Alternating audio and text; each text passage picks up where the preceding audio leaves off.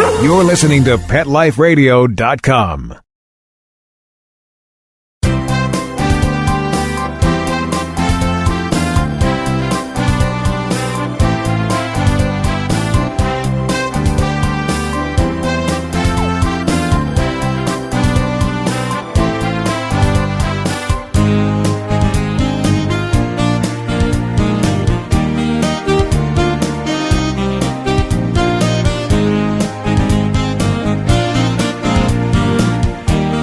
And hello and welcome to Let's Talk Pets with Dr. Jeff here on Pet Life Radio. I am your host for the next half hour, Dr. Jeff Werber. And normally I'm broadcasting live from Los Angeles, but here I am in New York, so I'm on actually your time zone. It is noon here in New York. It is a great day, great summer. I'm actually broadcasting live from Birch Coffee, which happens to be my cousin's coffee shop. Not that I'm promoting anything, but why not? And actually there are 4 of them in the city, and they're fantastic. If you're ever in New York City, you got to look for Birch Coffee. And it's great stuff. So we are here for you, actually. We are here to talk pets. We are here to answer your questions, to help you enhance that relationship. We're here with the help, of course, of my sponsors, which are Prosense Pet Products and Kong Toys. As a matter of fact, if any of you get the nerve to join us here on our show by calling 877-385-8882 or just joining in on the conversation, log on to Pet Life Radio and click on to Ask the Vets with Dr. Jeff, and you will be able to join us. And just by asking a question, letting me help you answer, we will send you out a phenomenal product for your pet, for your dog or cat, a ProSense product, and a Kong toy just for coming on live and asking us a question. How easy is that? Free information, free product. You can't beat it. So over the last couple of weeks, we've been talking about skin problems, and we were talking about how weird it is that dogs and cats that have allergies, even inhaled allergies, as like we have hay fever, don't necessarily have respiratory signs like we do. They don't get that scratchy throat. They don't sneeze. They don't get the runny nose. What they do is they scratch, and a lot of scratching and a lot of skin problems, a lot of secondary infection. So what we need to do is help them. And one of the things I brought up when we were talking about food allergies, and interestingly, even with food allergies, our dogs and cats scratch. They get sores, they lose hair, they get scabs. They are just so uncomfortable. Here's how to help solve the issues. And what we're going to do is we're going to talk about some of the problems that we see when we have our pets that are presenting with, say, vomiting. So let's talk about, for the first time, let's talk about vomiting as a problem. And the question is, when should you worry? When is vomiting a major concern? When is vomiting not such a bad concern? And what can we do? How do we tell when we're having a problem or not having a problem? So here's some guidelines. The first thing I like to do when I hear that a pet is having any kind of gastrointestinal upset is I like to, and I'll ask the owner or I'll see for myself, is how does this pet look? Does this pet look like he's sick? Because if he's not looking like he's sick, then I'm probably not going to worry that much. I also would want to know how frequently is the pet vomiting and what's coming up. Is it just phlegm? Is it bile? Or is it food? And if it's food, how soon after eating is the pet vomiting? Is it happening immediately? Is it happening several hours later? So these are all the questions I'm going to ask. I'm also going to want to know if your pet vomits, does he go right back to his food and ready to eat some more? That's also very important. Obviously, a dog or cat who's just ready to run back to the food bowl and eat again, obviously isn't that sick. Because if they were, they'd be really feeling lousy. And we'll see it. We would see it in just how they behave after or during the vomiting episode. So the first question I'm going to ask is, what brought on the vomiting? Did it come on sort of like an insidious, slow onset, or did it happen immediately after or soon after they got into something that you know they shouldn't have gotten into? I mean, a dog goes out and eats grass for whatever reason. And it's a good question because we always ask, people always ask, and I even want to know, do dogs eat grass because they know it's going to make them vomit? Do they eat grass because they like it, it's soothing, it's sweet, it's moist, not realizing that 20 minutes to a half hour later, it might make them vomit? So here's sort of my guideline, and believe me, nobody really knows the answer to this, but the thought is that there is a way to get a dog to not eat something. We call it aversion therapy. What do? We put something in that which they are eating to make them vomit immediately. Dogs don't really love to vomit. So what'll happen is if they eat something that makes them vomit immediately, most likely they will avoid that product again. So they become averse. It's like an avoidance therapy. So we develop an aversion to that product, that active ingredient, that food, whatever it is they're eating, to want them to keep them away from it. If, however, the vomiting episode happens long after, 20 minutes, half hour after the ingestion, if they liked that which they ate, they will go after it again, even though it makes them vomit, but it makes them vomit. They don't make the connection anymore. It happened too long ago. And I think that's what it is with grass. I think most dogs that eat grass don't vomit immediately. It's a delayed episode. But they like the taste. They like the sweetness. They like the moisture. It may even soothe their stomach initially, so they go after it again and again. What they don't realize is that, 20 minutes, 30 minutes later, they're going to vomit. And therefore, they will keep going after it. And I see some dogs, even my own sometimes, that will just literally run when they get outside for whatever reason. They run after the grass and they start munching it like as fast as they can. So that's one issue that can cause vomiting. Certainly getting a hold of overeating, what they call engorging themselves, that can cause vomiting. Eating something bad, eating something that's an irritant, a gastric irritant, can cause vomiting. So those are the direct causes of vomiting, and I'm less concerned about those than I am the vomiting that's coming from some other organ dysfunction. Now, usually when we have a dog in liver failure or just liver disease, if we have a dog with kidney disease or kidney failure, they most likely will vomit because as those enzymes elevate, we are going to see one of the side effects, if you will, is going to be vomiting. So now we have a metabolic source of vomiting. It's not just because they ate something that they weren't supposed to eat. The episodes are coming from the fact that they are, in fact, being poisoned, if you will, by the buildup of byproducts of enzymes because of the organ dysfunction. So these are the dogs that are, the vomiting episodes are, first of all, they sometimes come on insidiously. You can't necessarily link it to that which they may or may not have eaten, because there's nothing in the history that would help you. And more importantly, they usually don't. And if you really think about it, they haven't been feeling good. They have not been feeling up to par. So these are the dogs that are totally, may not even want to eat. So you say to yourself, wait a second, the dog's not eating. How are they vomiting? What are they vomiting? They're vomiting bile. They're vomiting phlegm. If you, in a case of a dog that maybe ate something too fatty and has what's called pancreatitis is an inflamed pancreas by definition. That usually happens when they eat really high fatty foods. And once that pancreas becomes inflamed, they are very inclined to continue to vomit. And the problem is these dogs are usually, again, you never say never, you never say always, but these dogs are usually really sick. Their abdomens are very tender to the touch. So your veterinarian will want to actually see the dog, and if they feel the belly, they actually palpate the abdomen, they'll see and they'll realize a very tense, painful, tender abdomen. So this too can be a problem. And these are the dogs that definitely are going to require some sort of follow-up, some sort of laboratory work, some sort of diagnostics to try to evaluate why is this dog vomiting. Likewise, if a dog who has a tender abdomen, maybe somewhat of a bloated appearance to the belly, and is vomiting soon after, well, not soon after, usually when they vomit immediately, and they don't even go through the heaving episodes, what we call the upchucking, they are mostly regurgitating. When I see that with regularity, I'm going to think about something that might be lodged in the esophagus, which is the tube that coming from the mouth into the stomach, and that's called regurgitation. We don't have that heaving first. It's just almost, it's like it's instant. They eat something, they open their mouth, and out it comes. That's regurgitation. That usually means some sort of problem up in the stomach. We call the cardiac portion of the stomach. I had one of these cases years ago when one of those chewable bones got lodged into the esophagus, and this dog actually had, you could see it on X-ray.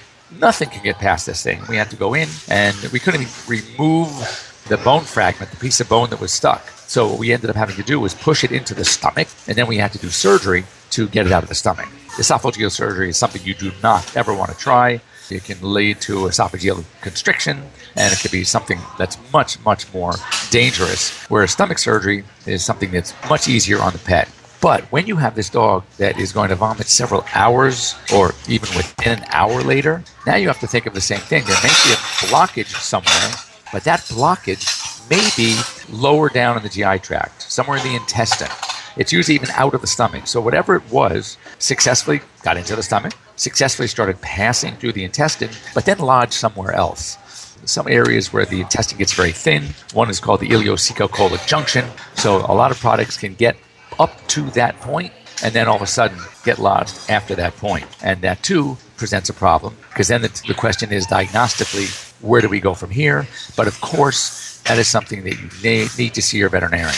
And once we get into the diagnosis, if we will, then we can talk about the different possibilities of how to help these things. So before we go on our break, just to recap quickly, the important things are to determine how your dog is acting or your cat is acting. And let's talk cats for a second, because cats vomit frequently, and they often can vomit hairballs. But what's interesting about a cat, and this is what people don't realize, because they'll call me, cat's acting fine, but it's vomiting, but what's coming up is just some phlegm. I might bring up the point of hairball, and they go, no, it can't be hairballs, because I didn't see the hairball. And to that I say this, that when a cat vomits hairballs, if you're lucky, and if the hairball was in the stomach itself, then yes, that clump will come up and it looks kind of tubular, and that's because it has to go back from the stomach into the esophagus, and the esophagus sort of brings it up and causes a tube effect. But the key is that it doesn't necessarily have to have the appearance of a tube, and it doesn't even have to have a hair in it to be caused by hairballs. And I'll explain why in just a few minutes when we get back from our break.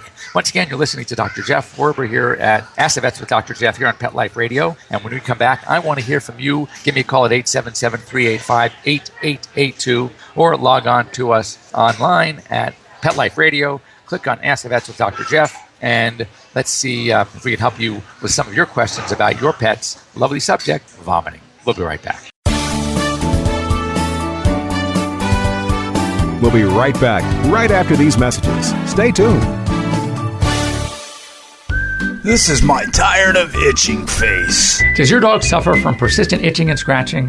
Allergies and skin irritations caused by environment, including pollens, insects, especially fleas, food, and common household allergens are common problems in dogs. It's easy to alleviate your dog's discomfort at home with Prosense. Prosense itch and allergy products provide fast relief from symptoms like itchy, irritated skin, skin infections like hot spots, and watery eyes. Prosense products are veterinary formulated and recommended to ensure the very best for your pet. Try Prosense today.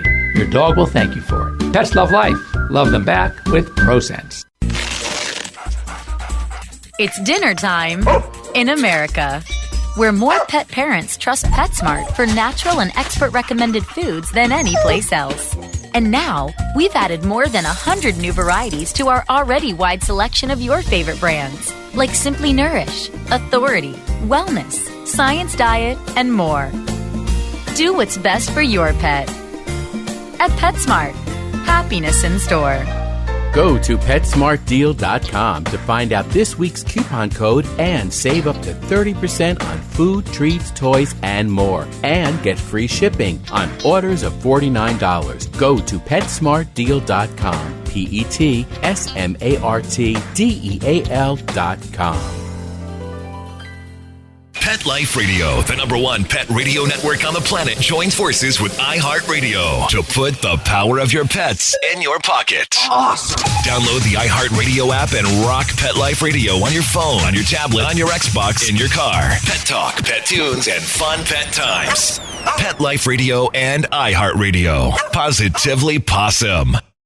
Hi, this is Tim Link, host of Animal Rights on Pet Life Radio. Join me as we feature interviews with best-selling pet-related authors, award-winning writers, journalists, and bloggers. And we'll tell stories about the animals and interesting topics about the animals in our lives. Each of the interviews will give you a first-hand knowledge about why the authors and writers chose a particular story, what the featured animals meant to them, and what has become of those animals that we've talked about. And of course, I'll also share stories from my own books, blogs, articles, and experiences. So be sure to join me and the writers and authors on Animal Rights. Every week on demand, only on PetLifeRadio.com. Let's talk pets Let's talk pets on Pet Life Radio. Pet Life Radio. PetLifeRadio.com.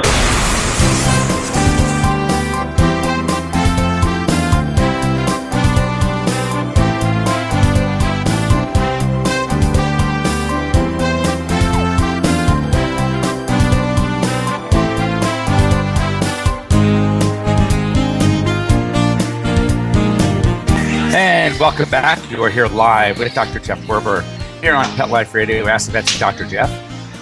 And I'm broadcasting live from New York. I am on the Eastern time zone from noon to 12:30. And of course, if you are in the West, it's 9 to 9:30. And anywhere in between, just take your pick. Whether you're mountain or you're central, you can figure it out. I want to hear from you. So please, if you are sitting and listening and you want to talk, you want to ask questions, we are on the lovely subject of vomiting dogs and cats. Then give us a call at 877-385-8882, or you can just join in the conversation here on Pet Life Radio. Click on the Ask the Vets tab and scroll down and just join in, ask the question, and I will answer you. You can also send me an email to Dr. Jeff, drjeff at petliferadio.com.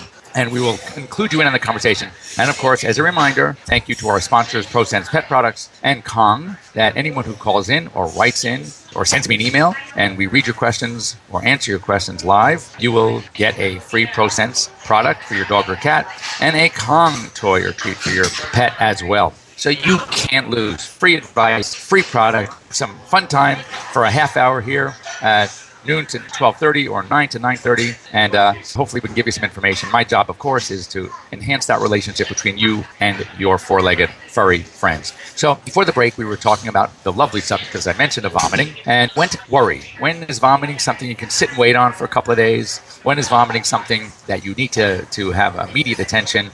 And before the break, we were just touching on the subject of hairballs and cats. And why is it that oftentimes a cat can have hairball vomiting and you won't see a hairball? And here's the reason for that. When the actual clump of the hair is in the stomach and the cat vomits, most likely that clump of hair will come up. Think of it as a sink with, the drain going below the sink in that sort of S-curve. Once the plug that is causing the sink to fill up makes it out of the sink itself, oftentimes it's sitting right on that drain. It hasn't made it through yet. So as the drain fills up, whatever it was is still in the sink. So if that sink overflows, the possibility is that this is going to overflow as well. Whereas what happens, though, when that plug makes it out of the actual sink and now it's somewhere in the piping below, the sink is still filling up. It's still plugged. But when it empties and starts to overflow, the cause of the blockage is no longer there. It's already somewhere under the sink or under the house even. So that's really basically what happens with hairballs. It is something that once that hairball gets out of the stomach, it's still going to cause the vomiting. It's still something we need to treat, but you won't see the hairball come up. How do you know when it comes to a cat? The same criteria. Cats that vomit hairballs, first of all, usually once they relieve themselves of that hairball, they're going to go straight to their food. They want to eat some more. They don't seem to be affected one bit from the hairball itself. So in that way, there's really little to worry about. And of course, to help prevent them, very simple, frequent brushing, a hairball remedy, a hairball food or a hairball treat. I mean, there's so many ways now to deliver a hairball remedy for your cat. Things they love and something that should be done anyway. And don't kid yourself into thinking that if I have a short-haired cat, I don't need hairball remedy. But the only cat that can avoid having hairball remedy would probably be the Sphinx. Maybe some of the Rexes, because Rexes don't shed often. But mostly, if you have a cat, they groom themselves like crazy. And interestingly, the more allergies they have, the more likely they're going to groom themselves, the more hair they're going to ingest, the greater the likelihood of having a hairball. So that's a no-brainer. Just do it because it's the smart thing to do. So back to the dog. So if you have the dog, or I'd say the cat as well, if they seem to vomit, but they're acting totally fine, they are happy, they're running, they'll eat if you offer them more food. A couple of things to think about. Number one, don't give them more food right away, because for whatever reason they vomited in the first place, that stomach now is irritated. It's kind of like taking a sack and wringing it out. It's just sore. It's irritated. It's inflamed. So anything you put into that inflamed sac is potentially going to come up again. So even something as benign as water. I can't tell you how many times that I get a call from a client, their pet is vomiting, and they run to the water bowl and they gulp up water and they vomit again. And the owner feels sorry because, oh my God, they're going to get dehydrated. So what do? They give them more water. And they drink that water and they vomit again. What you don't want to do is put anything into a stomach that has or has been vomiting. So what do you do when the dog is acting fine? And it's a great sign, by the way, and I tell clients this all the time. The fact that they want to drink water is fantastic. The fact that they want to eat is great, but don't let them. So what you do is this. You will give them maybe a couple of ice cubes in their water bowl. So as the ice cubes melt, if they want to get a little bit of water, they can. Plus the cold water is kind of soothing, but they can't gulp a lot at once. because we don't want them to. We want the stomach to rest. When we have a pure gastritis from some sort of irritant because of something they ate, the last thing we want to do is to have that stomach continue the vomiting cycle. So we give them just some ice cubes at first, let them suck on that. 12 hours later or so, they've gone the rest of the day, they're acting fine, they're not vomiting anymore. Maybe that evening you'll give them, a quarter to a third of their regular meal. If they eat that and keep that down, and a few hours later you can give them a little bit more. But you don't have to feel guilty. They can go easily a full day, 24 hours without eating. And we're not even going to ask you to do that. We're just asking you to go maybe 12 to 15 hours. And when they do eat, give them a much smaller amount. If they continually are holding that small amount down, then by the next day you probably can go for it and give them the regular meal. But you want to watch them carefully, and of course, you want to watch what they may or may not have eaten. Now, if you have a dog that continues to vomit, but still is acting okay, this is where I ask you to search around your house. And I'll ask, do you have the kind of dog that will just pick things up and eat them? Do you have kids around the house? That maybe, are you missing a sock, a pair of underwear? I'm telling you, what comes out of these dogs sometimes blows my mind. I can't tell you how many dogs love to go through hampers. So don't ask, they do it. And I can't tell you how many times I've pulled things like that out of a dog's intestine. So what happens is they're still feeling good because the stuff starts passing through, but then all of a sudden it hits that spot where it just lodges. And the problem is, when we talk about the diagnostics, that a lot of these things won't show up on an x-ray. Now, if they eat something that's metallic, I had a dog once that actually liked to eat medallions and coins. They were small enough to pass. That wasn't the problem. The problem was there's something called copper toxicity. They can get some lead toxicity. So what happens is they start getting sick from, say, the copper, which gets an anemia. They start getting lethargic. Their gums look pale. And you take the x-ray, and sure enough, you see something there. And mom will say, oh, yeah, I know that. You know what? I've seen him, swallow a coin before, or he ate his dog tag. So, we'll never figure out why they do, why they eat what they eat. So obviously, that was a surgical disease. So to make the diagnosis, the first thought is x-ray. Because if you have something that's very dense, or even something that's not dense by itself, but when it's clumped up, you might see it, then you can see something on an x-ray or an ultrasound. And then kind of, depending on where it is, what the options are. Now with ultrasound, we can sort of do a lot more than we used to as far as diagnostically. When we don't know what's going on, but we assume a blockage, we can sometimes assume a blockage because there's a certain pattern, we call it a gas pattern, on x-ray that usually indicates that somewhere along the line, everything's coming to a dead stop. And when that happens, then too, we have to work to relieve that. We can do a dye study.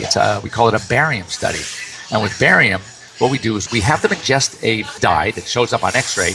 We kind of watch it follow through the intestinal tract until it all of a sudden comes to a dead stop. And at that point, you can clearly see, something's there. Now, if we're lucky and something's in the stomach, it can be retrieved via a scope. And sometimes we're not so lucky, and it has to go in, your doctor, your veterinarian, will have to go in surgically to remove it. If we have a thing like pancreatitis, so let's assume that's assuming we have a blockage or something physical that's causing the vomit. When, as I mentioned earlier, the source of vomiting is metabolic, it's because of kidney disease, it's because of liver disease, it's because of pancreatitis, of course, then the treatment plan is totally different. This often requires hospitalization, diagnostics, of course, and that is made via blood tests, ultrasound, and or x-rays. Sometimes we have to show what it's not just as easily as we have to show what it is.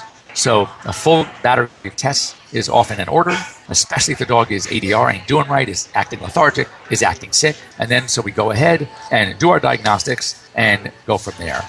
These animals are going to be hospitalized. These animals are going to need IV fluids. And we have to try to treat at least the underlying disease. So as you can see, vomiting can range anywhere from a simple thing that you can call your veterinarian, get the right questions answered, something you can give it a few days, treat at home, and your best gauge is just how your pet is acting, ranging all the way to something where there's a clear history of having ingested something, which is going to require most likely some sort of intervention, whether it's going to be through an endoscopy or a surgery, or there seems to be nothing they got a hold of, but they're really acting sick. They're tender abdomen, they're painful, in which case we're looking at complete diagnostic workup and hospitalization to treat the underlying disease. So, love to hear from you. We're out of time. Boy, a half hour goes fast. So once again, if you have more you'd like to ask about the subject, go ahead and reach me on my email at drjeff@petliferadio.com. Or next week, we're going to talk about limping. Again, their range is from a simple limp that came on suddenly, nothing to worry about, give it a few days, to possibly needing some sort of a traumatic intervention, surgery, limb amputation, you name it, depending on the cause. So we're going to talk about that. So get ready. If you think you have a question, you want to talk about your pet's limping, be ready next week to give us a call at 877-385-8882. Or this week, go ahead and send me an email to Dr. Jeff at Pet Life Radio. I want to thank our sponsors, Prosense Pet Products and Kong, and our retailers, Walmart and Target. And we'll be here, same place, not the same place, same time. I'm going to be back in LA. See you then. Let's Talk Pets, every week on demand, only on PetLifeRadio.com.